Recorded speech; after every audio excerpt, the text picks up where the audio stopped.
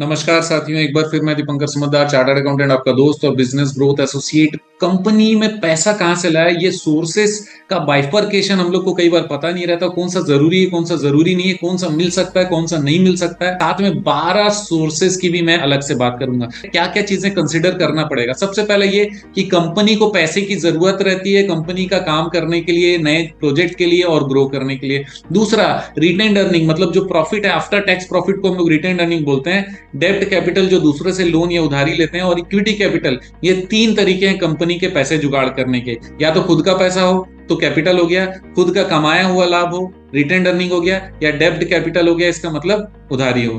तीसरा, using retained earning, अगर हमारे टैक्स पेड पैसे को हम लोग यूज करते हैं, इसका मतलब ये कि हम लोग को किसी और को पैसे चुकाने की कोई जरूरत बिल्कुल भी नहीं है। अगर बोरो करना है तो फिर लेंडर जो पैसे देते हैं उनसे ले लिए, या फिर किसी तरीके का बॉन्ड देकर भी हम लोग ले सकते हैं। इक्विटी कैपिटल कहां से आता है? ये एक्सटर्नल इन्वेस्टर से भी आ सकता है, जिसके लिए कोई कॉस्ट लगेगा नहीं, और इसमें टैक्स बेनिफिट भी कुछ नहीं आना, क्योंकि टैक्स पे करने के बाद, नॉर्मल टैक्सेस के बाद ही आपको वो पेमेंट करना रहता है। कभी भी हम लोग इन्वेस्टर को प्रोजेक्ट टू प्रोजेक्ट भी ले सकते हैं, प्रोडक्ट टू प्रोडक्ट भी ले सकते हैं, और ब्रांचेस बेसिस या फ्रेंचाइज बेसिस पे भी ले सकते हैं। तो अगर आप फ्रेंचाइज का भी मॉडल आपके दिमाग में है, ब्रांच खोलने का मॉडल आपके दिमाग में, फ्यूचर में अभी नए स्टार्टअप के बाद में आप ये करना चाहते हो, तो भी बहुत इंपॉर्टेंट है। और स्टार्टअप फंडिंग के बारे में भी हम लोग बात करेंगे। अब स्टार्टअप से शुरू करते हैं कि किस तरीके से काम होगा। सबसे पहला ये बूट स्ट्रैपिंग, मतलब खुद के पैसे से हमने जुगाड़ करके, फ्रेंड्स फैमिली से जुगाड़ किया, अपने पैसे लगाए, शुरू कर लिए। उसके बाद जैसे वो बढ़ने लगा तो काम करने के लिए, लोगों को वेतन देने के लिए, किराया देने के लिए, या फिर डिजिटल मार्केटिंग के लिए, या फिर किसी मार्केटिंग सर्वे के लिए, सबके लिए, एक्सपेंशन के लिए, प्रोडक्शन के लिए आपको पैसे की जरूरत पड़ेगी। और जिस स्टेज पे आप हो उसके हिसाब से आपको फंड की आवश्यकता पड़ेगी। आपको शुरुआत में बूट स्ट्रैपिंग के बाद में एंजल इन्वेस्टर आएंगे, उसके बाद में आप वेंचर कैपिटल या दूसरे फंडिंग में जाओगे, जिसमें stage 1, stage 2, stage 3, stage 4, finally maturity में जाके आप कंपनी को सेल ओवर करना है तो सेल कर सकते हो। और इसके बाद ही आप फाइनली, अगर आपको लगता है कि नहीं एकदम चरम सीमा पे पहुंच गया है, हमारे फंडिंग का यूज जबरदस्त हो गया, तो कंपनी का वैल्यूएशन कर सकते हैं और सीधा आईपीओ लॉन्च कर सकते हैं, जैसे पेटीएम ने किया था, right. It all starts with what? There are 3 types of startup funding. सबसे पहला इक्विटी फंडिंग, जिसमें हम लोग capital plus reserves and surplus या रिटेन्ड अर्निंग, जो मैंने पहले बताया था, ये दोनों इक्विटी फंडिंग का हिस्सा। दूसरा डेब्ट फंडिंग, जो बाहर से लेते हैं। गवर्नमेंट भी कई सारे चीजों में हमको पैसे देते हैं। हर फंडिंग में कुछ ना कुछ फायदा या नुकसान है, कहीं पर कंट्रोल जाता है, कहीं पर पैसे जाते हैं।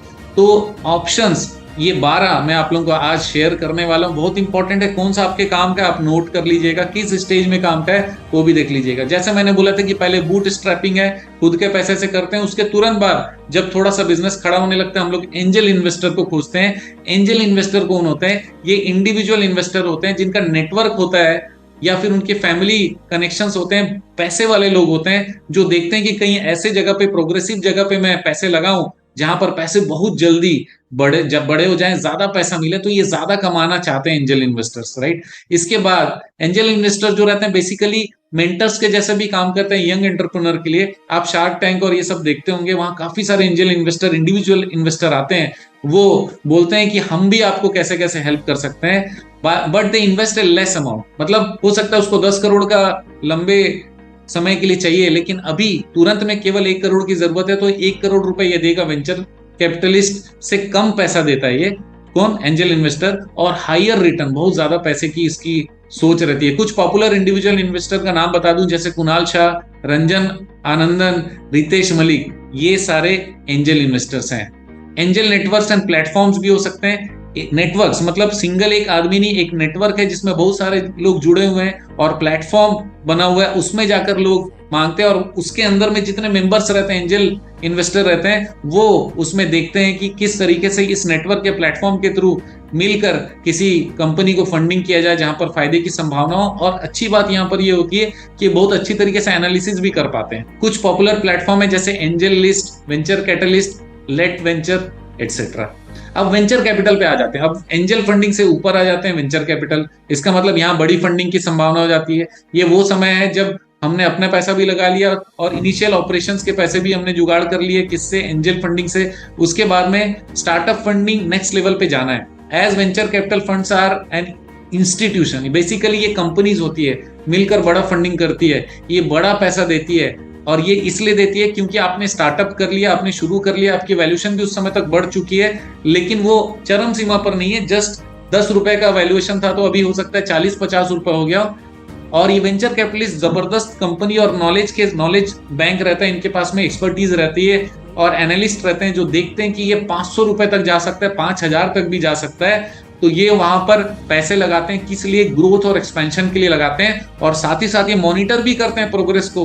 बोर्ड ऑफ डायरेक्टर में भी अपने लोग कई बार रखते हैं ताकि कहीं पर कुछ गड़बड़ी हो रही हो तो हेल्प भी करें, क्योंकि पैसा कमाना तो इनको है ही है और इतना इनके पास में सिस्टम और स्ट्रक्चर रहता है कि ये मदद करने लायक भी होते हैं। अब वेंचर कैपिटल फंड्स जो रहते हैं बेसिकली इक्विटी लेते हैं, मतलब शेयर्स लेते हैं, या इक्विटी लिंक्ड इंस्ट्रूमेंट्स लेते हैं जो फ्यूचर में इक्विटी शेयर कैपिटल में कन्वर्ट हो जाए, और ये रिटर्न के रूप में शेयर के अलावा और कुछ नहीं लेते। They leave the company when it releases an IPO. ये तब तक आपके साथ रहेंगे जब तक आप आईपीओ रिलीज नहीं करते। आईपीओ आ जाएगा तब ये बेच के चले जाएंगे, उस समय तक अच्छे पैसे कमाएंगे। एक्टिव वीसी फंड में कौन कौन से नाम आते हैं? Orios, Blume, Sequoia, Nexus, Tiger Global etcetera. अब माइक्रो वीसीज क्या है? बहुत डोमिनेट कर रहा है। बड़े वीसीज लोग बहुत जल्दी से पैसा देते नहीं है, एंजल वाले लोगों को बहुत पता नहीं रहता। माइक्रो वीसीज एक ब्रिज का काम करता है और बहुत ज्यादा ये यूजफुल हो रहा है, डोमिनेट कर रहा है।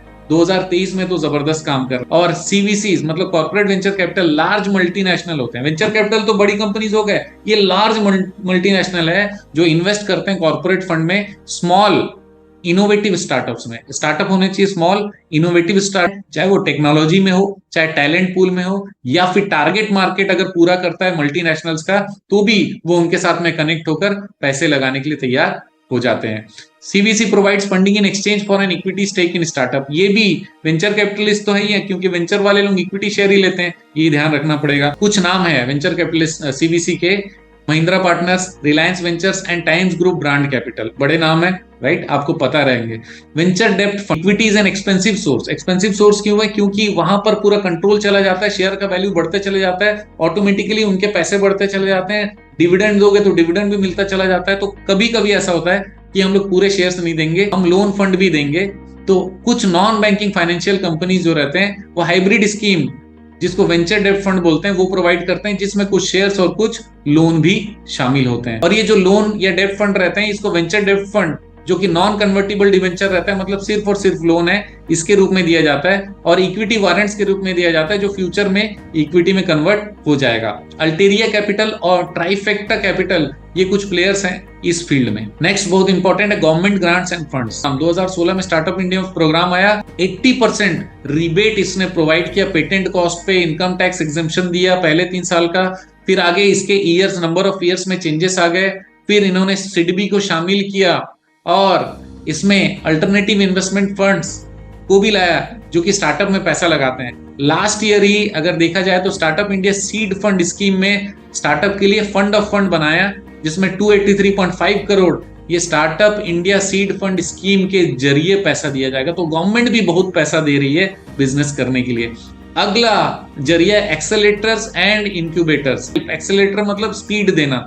These programs run for 4 to 8 months। ये 4 से 8 महीने तक चलते हैं, और where they provide business owners with funding and a platform to connect with investors. ये क्या करते हैं? बिजनेस जो ओनर्स हैं उसको फंडिंग का भी प्लेटफॉर्म प्रोवाइड करते हैं, और इन्वेस्टर के कनेक्टर प्रोवाइड करते हैं। मेंटर कनेक्शन मतलब जो आपको हेल्प कर सके और दूसरे स्टार्टअप से भी जोड़ने का ये काम करते हैं, राइट? इसका मतलब ये जो हेल्प करते हैं उसके बदले थोड़ा इक्विटी ये मांगते हैं नॉर्मली। तो कुछ पॉपुलर एक्सेलरेटर प्रोग्राम कौन कौन से हैं? Y Combinator, GSF accelerator, Microsoft accelerator, Google launch pad accelerator, Jio gen next भी इसमें शामिल है। सोचिए कितना जबरदस्त ये सारा इकोसिस्टम है जहां पर पैसे ही पैसे हैं, लेकिन हम लोग कर पाते हैं कि ये देखना पड़ेगा। नोवा, ये नाम आपने सुना है कि नहीं मुझे पता नहीं। फैमिली ऑफिसेस क्या होता है? फैमिली बिजनेस बहुत है इंडिया में। आप देखोगे कि जैन, मारवाड़ी, ऐसे बहुत सारे फैमिली बिजनेस होते हैं। एग्जांपल अजीम प्रेमजी विप्रो वाले, Anirudh Damani of K Damani group, Gaurav Burman of Burman family office. ये जो फैमिली ओन्ड ग्रुप हैं बड़े बड़े, ये भी पैसे लगाते हैं, राइट?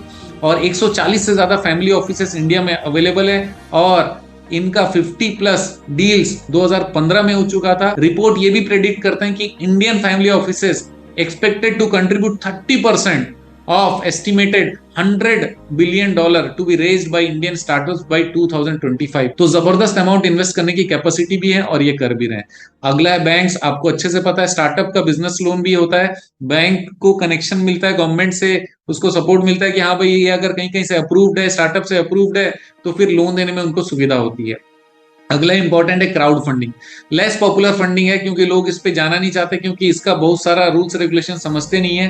तो काफी सारे जो इन्वेस्टर रहते हैं वो अल्टरनेटिव इन्वेस्टमेंट ऑप्शन खोजते हैं, प्लेटफॉर्म बनाते हैं और बिजनेस मॉडल पब्लिक के सामने लेकर आते हैं, लोगों को कहते हैं कि आप इसमें इन्वेस्ट कर सकते हो और उसके बदले बेनिफिट देने का वो सोचते हैं। लेकिन बड़ा चीज क्या है, यहाँ पर होप देते हैं। एक्चुअली होता है कि क्राउड फंडिंग ना काफी सारे कंट्रोवर्सीज और स्कैम्स होते रहे, इसी कारण क्राउड फंडिंग में लोग जाने से डरते हैं, क्योंकि गवर्नमेंट बहुत ज्यादा सजग है कि यहाँ पर किसी को फ्री हैंड नहीं देना है। लेकिन बहुत सारे रूल्स रेगुलेशन है। अगर आपको कंसल्टेंसी चाहिए तो आप हमारे साथ संपर्क कर सकते हैं। कुछ क्राउड फंडिंग प्लेटफॉर्म है जैसे Indiegogo, seed invest technology, mighty cause, start engine, go fund me, Patreon, grip invest, impact guru. Finally revenue based financing है, थोड़ा इनोवेटिव है। ये स्टार्टअप को अलाउ करता है कि फ्यूचर के रेवेन्यू के बेसिस पे अभी इनको फंडिंग हो जाए और इनके पैसे को इजीली इन्वेंट्री, एडवर्टाइजिंग और मार्केटिंग में खर्च किया जा सके। वो कहते हैं कि भाई जितना पैसा आप कमाओगे उसका 10% हमको देते रहे, हम लोग पहले से एडवांस में आपको ये फंडिंग कर देते हैं। ये गजब है। क्यों? क्योंकि अगर आपको समझ में आ जाता है कि अब भी मैं इसको पैसा दिया और तब भी तुरंत ये पैसे कमाने का दम रखता है, और वो पैसे देने के बाद मॉनिटरिंग करते गए, एग्रीमेंट बना लिए और हमारे पैसे भी वापस आते जाएंगे और हम लोग ब्याज या फिर एक्स्ट्रा रिटर्न्स या फिर शेयर्स, किसी भी तरीके से अपना पैसा तो हम लोग बहुत जल्दी निकाल। रेवेन्यू बेस्ड फाइनेंसिंग बिना दिमाग लगाए वैल्यूएशन के जबरदस्त फाइनेंसिंग मॉडल है, फ्यूचर है स्टार्टअप बिजनेस का। तो दोस्तों आप जानना चाहोगे कि कौन ऐसा काम करता होगा, कौन सी कंपनीज? तो basically Velocity, Klub, GetVantage, ये सारी कंपनीज काम करती है रेवेन्यू बेस्ड फाइनेंसिंग में। तो दोस्तों बहुत इंपॉर्टेंट वीडियो, शेयर करके जरूर मेरी हेल्प करिएगा। आप जानते हैं मेरा मिशन है हमेशा आप लोगों की मदद करना, तो सब्सक्राइब, लाइक, कमेंट जरूर करिएगा। आपका दिन जबरदस्त और शुभ।